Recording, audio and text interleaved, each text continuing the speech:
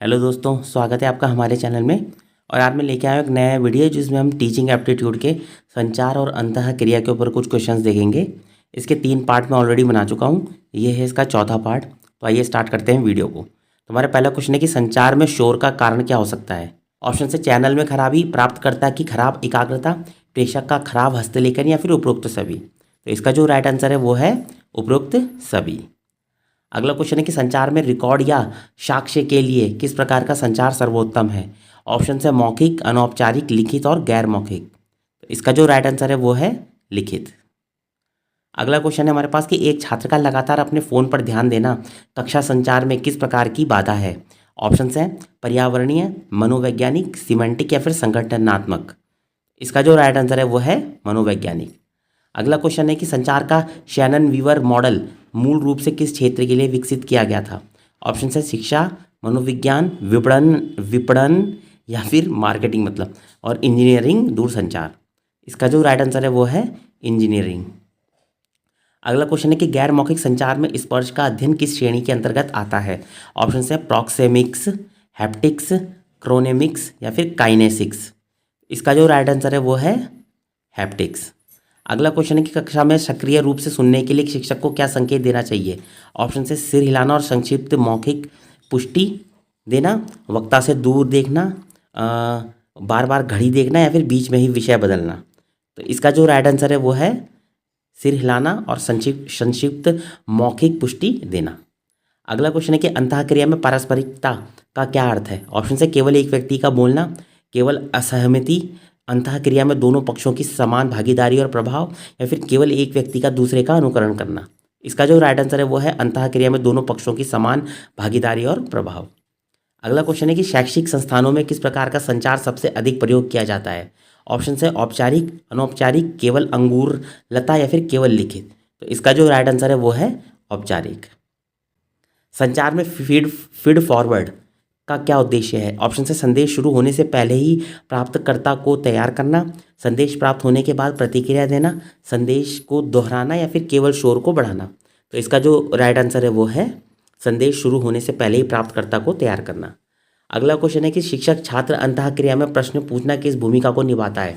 Option से मूल्यांकन करना, अभिप्रेरणा, फीडबैक प्राप्त करना या फिर उपरोक्त सभी। तो इसका जो राइट आंसर है वो है उपरोक्त सभी।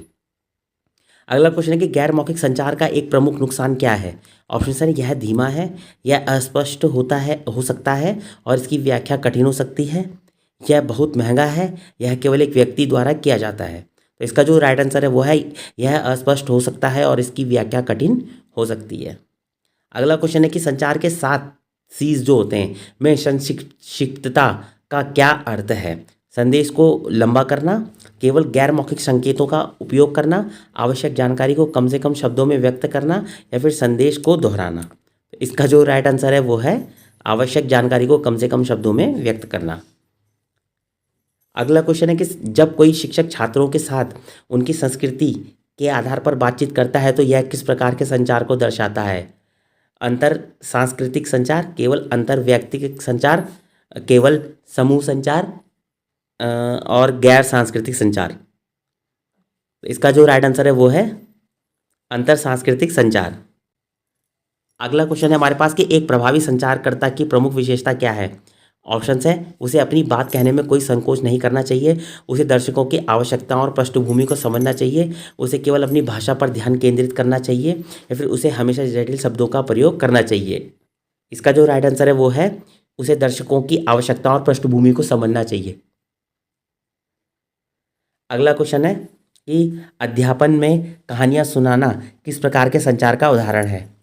मौखिक संचार और कथनात्मक संचार, केवल लिखित संचार, केवल गैर मौखिक संचार, केवल औपचारिक संचार। तो इसका जो राइट आंसर है वो है मौखिक संचार और कथात्मक संचार।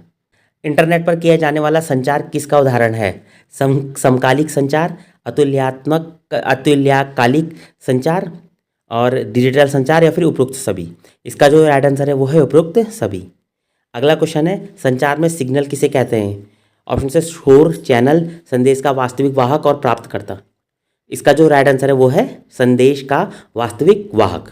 अगला क्वेश्चन है कि कक्षा में छात्रों के विचारों को अस्वीकार करने से किस प्रकार की बाधा उत्पन्न होती है। ऑप्शन है शारीरिक बाधा, मनोवैज्ञानिक, सिमेंटिक बाधा या फिर तकनीकी बाधा? इसका जो राइट आंसर है वो है मनोवैज्ञानिक। अगला क्वेश्चन है कि संबद्धता का सिद्धांत किस पर जोर देता है? ऑप्शन है संदेश को बहुत बड़ा होना चाहिए, केवल मौखिक संचार का उपयोग करना, हमेशा कठोर भाषा का उपयोग करना, या फिर संदेश में सभी वाक्य और विचार एक दूसरे से तार्किक रूप से जुड़े होने चाहिए। तो इसका जो राइट आंसर है वो है संदेश में सभी वाक्य और विचार एक दूसरे से तार्किक रूप से जुड़े होने चाहिए। अगला क्वेश्चन है कि सामाजिक अंतःक्रिया में रोल संघर्ष कब होता है? ऑप्शन है जब कोई व्यक्ति एक ही समय में कई भूमिकाएं निभाता है और वे एक दूसरे का विरोध करती हैं, जब कोई व्यक्ति कोई भूमिका नहीं निभाता, जब कोई भूमिका बहुत आसान होती है, या फिर जब केवल एक ही भूमिका होती है। तो इसका जो राइट आंसर है वो है जब कोई व्यक्ति एक ही समय में कई भूमिकाएं निभाता है और वे एक दूसरे का विरोध करती हैं। अगला क्वेश्चन कि कक्षा संचार में अभिव्यक्ति की स्वतंत्रता क्यों आवश्यक है? मतलब अभिव्यक्ति की स्वतंत्रता क्यों आवश्यक है? ऑप्शन है ताकि शिक्षक हमेशा सही हो, ताकि छात्र बिना किसी डर के अपने विचारों को व्यक्त कर सके, ताकि शिक्षक को छात्रों को नियंत्रित करना आसान हो, या फिर ताकि कक्षा बहुत शांत रहे। तो इसका जो राइट आंसर है वो है ताकि छात्र बिना किसी डर के अपने विचारों को व्यक्त कर सके। अगला क्वेश्चन है कि वह संचार जो किसी समूह के सदस्यों के बीच समान स्तर पर सूचनाओं का आदान प्रदान करता है वो क्या कहलाता है? नीचे की ओर संचार, ऊपर की ओर संचार, क्षैतिज संचार, या फिर विकर्ण संचार? तो इसका जो राइट आंसर है वो है क्षैतिज संचार। अगला क्वेश्चन है कि गैर मौखिक संचार में पोस्चर किसे दर्शाता है? ऑप्शन है व्यक्ति का आत्मविश्वास, मनोदशा और रुचि, व्यक्ति का समय प्रबंधन, व्यक्ति का स्पर्श, या फिर व्यक्ति का शब्दावली ज्ञान? तो इसका जो राइट आंसर है वो है व्यक्ति का आत्मविश्वास, मनोदशा और रुचि। अगला क्वेश्चन है कि संचार में अनावश्यक शब्दजाल का उपयोग किस प्रकार की बाधा उत्पन्न करता है? ऑप्शन है शारीरिक बाधा, तकनीकी बाधा, सिमेंटिक बाधा, या फिर पर्यावरणीय बाधा?